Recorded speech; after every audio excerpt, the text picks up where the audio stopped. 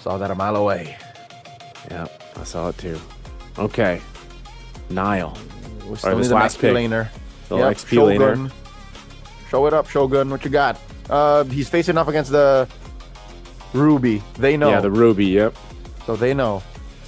What does he want to play against a Ruby? We've seen... Yeah, maybe Phoveus. You wouldn't want to pick Sora here, right? I mean, Sora's open. No, the Valentina, bro. He's going to eaten alive by the Valentina.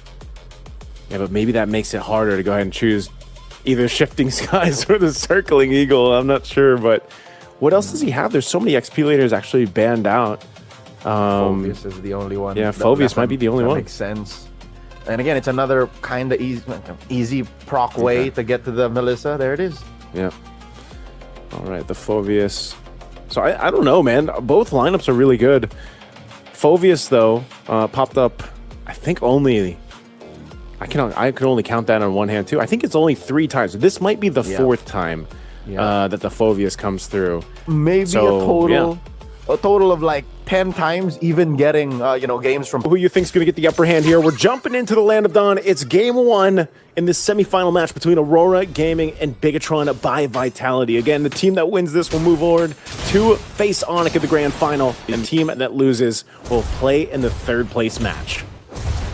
I love the stories for both teams coming in this bout. Again, Aurora Gaming holding on to that final boss status out of MSC despite dropping in the top 8. There's still a team to be feared, reaching new peaks. While BTR, they're still trying to, bask in that glow of their championship season. First across the river will be BTR Vitality. You can see just the priority Matilda gets, despite, in my opinion, BTR being a little slower on the uptake because their side lanes are kind of difficult to work on. It's the mid that they have priority over. At least they can rest their laurels on that. Oh, wait. Moreno finds Rosa, forces a flicker out. I call that a technical knockout. Yeah, that's good. This is what you kind of expect, Leo. If you just get a battle spell out before that first turtle, I think that's, value that you can't deny. They do get that out of Rosa, which, again, not having it doesn't mean that we won't see Aurora Gaming contest for the first turtle. It's one of the things, you just get to level 4. You might be able to go ahead and get some good usage out of an ultimate. But one thing, too, is Moreno, man, with the arrows. This is why we have talked about just how good he is on the Selena. Such a maestro, literally, with the Selena. And we saw it, yesterday, man. It just seemed like he was making these crazy angle shots with the Abyssal Arrow, which then just allowed Nile to kind of swoop in and make it happen, So hopefully there's a plan here for Aurora. You're talking about the young 20-year-old Marcel Juan Moreno Sinolunga. As early as 2023, we've seen him, punch way above his weight class, at least in terms of the Indonesian realm of MLBB. But now he's on a world tour. But as we were, speaking his praise, Aurora just snuck that turtle through. Tienzi gets it. Shogun with the flicker coming in, engages. Whoa. That is a by Rosa. He's in too deep. Bigetron draws first blood. I don't know if Rosa meant to go ahead and just do that or wanted to try to potentially survive with the stolen Circling Eagle, but not ending up where you wanted to be, So you face of death. Your flicker is going to be back up here in a bit, but obviously recalibrate. Whoa. Lunar! Oh, that's the reason why the Phoveus was just such an easy pick. Again, they were winning the side lane already. I think they needed a quick rotation there from Pagu to get there, but Moreno looking to burst down. By Moreno, he survives. Yeah, he's a tree, Oh! Tienzi knocks out Emon! Just like that! Well, he's not a tree, so Emon gets punched a couple times and falls down. A good find here for Aurora Gaming. That's going to be some extra gold going to the hands of Siggy Boom. Now, man, this Melissa, we have to talk about it a little bit, just how successful it's been. It's the most picked hero behind the Valentina, and with a current win rate of 64%. Again, that's just how strong it's been. And part of that strength is the zoning capabilities with the Muddles. I think that's one of the main things, because even if you're approaching a base, you're trying to knock down some of the turrets, the zoning of Muddles, and then once you have your stacked items, Siggy Boom's going to be a big problem for Bigetron by Vitality. So it's like, okay, we're going to go and commit to this. You have to almost burst her down before she even gets a chance to pop the ultimate to, go away from me, basically. Yep, it's a wayward Hanabi, you know, maybe a better Hanabi, as some would say. Looking at the map right now, Bigetron, despite some odd trades, are still up by about 200, 300 gold. First of the scene again is Aurora Gaming. Pagu zoning out Finn. Tienzi laying down the smackdown on the turtle. Here's a real circling eagle from Finn. And now Pagu looking for it. An amazing taunt here via the enchanted ult. And they take down Shogun. Bigetron by Vitality weren't ready for that. Yeah, they weren't ready. Even as tanky as Shogun is, it seems like Aurora Gaming is just so quick to say, you know what, let's just go for this objective. Let's secure ourselves the turtle, put ourselves in this position. We don't have to force all these fights if we don't want to. If we happen to pick someone off, great, but let's just go ahead and get objectives. And now they slowly compound with that decision to build up on a gold lead. And again, playing the long game here. They're playing against a Matilda. Pagu. In comes the rest of them. Now Rosa gets away, survives, and Pagu punches Nile right in the face just to stop them from finding more. Aurora Gaming now up by about 1,000 and change. Again, even survives in mid. We know that mid is where Bigetron by Vitality should be pushing. That's what they sacrifice the side lanes for. But Aurora are denying even that. Again, this is why, you know, you got to give it up to Rosa. Rosa has to deal with a lot of pressure, but Rosa's still able to survive, you know, flicker down again.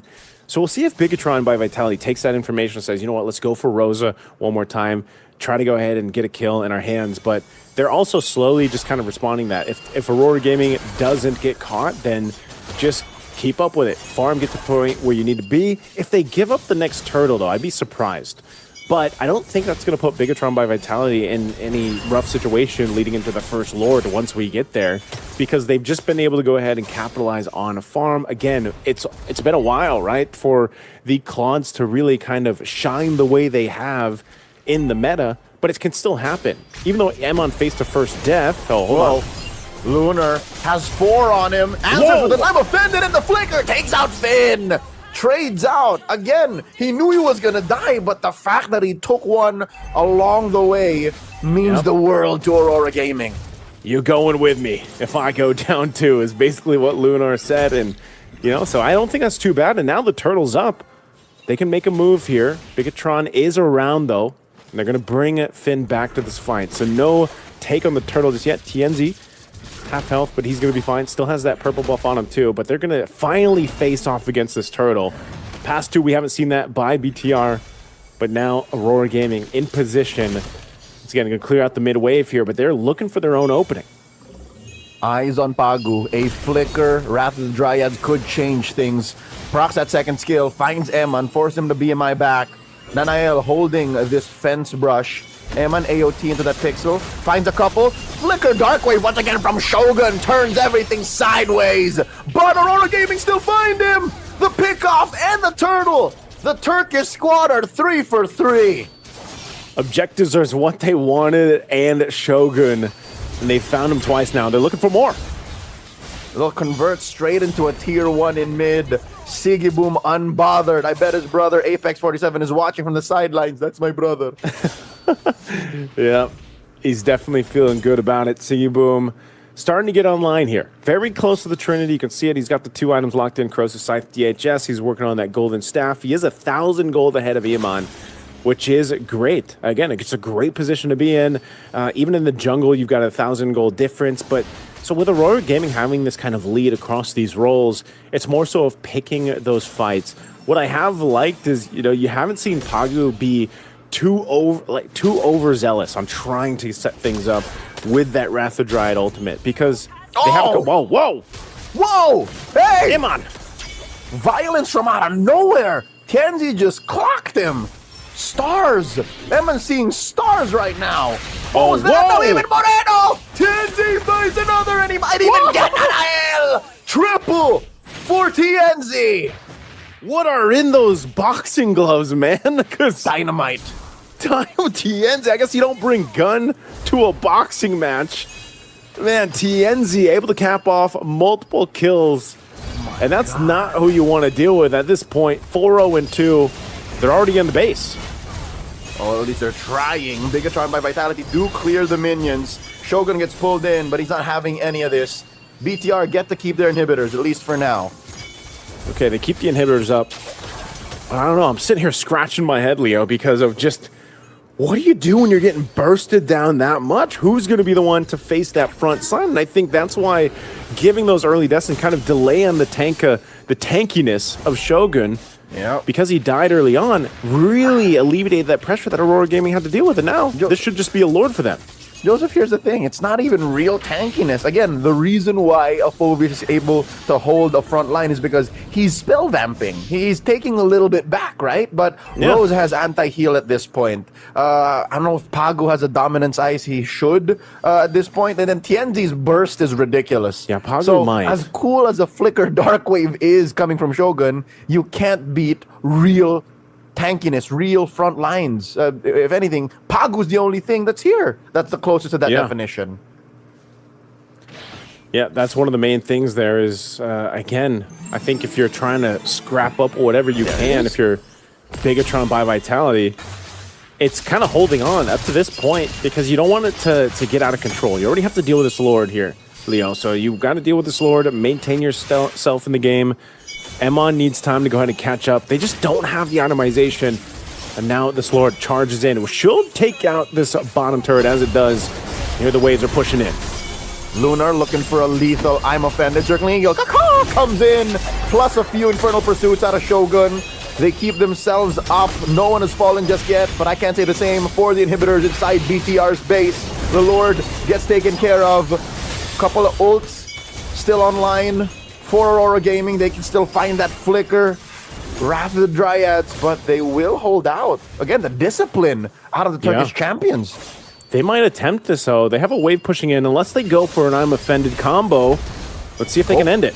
Arrow thrown out. Flicker, Dark Wave once again from Shogun. Underneath the base, Pagu takes too many hits, but Eman falls first. 1-for-1 the trade, and they're still up.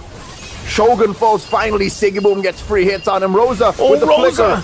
Reposition, and now the back line. Sigiboom finds a couple, and now the base is exposed. It's just Moreno left, and he doesn't even want to give himself up. Aurora at match point.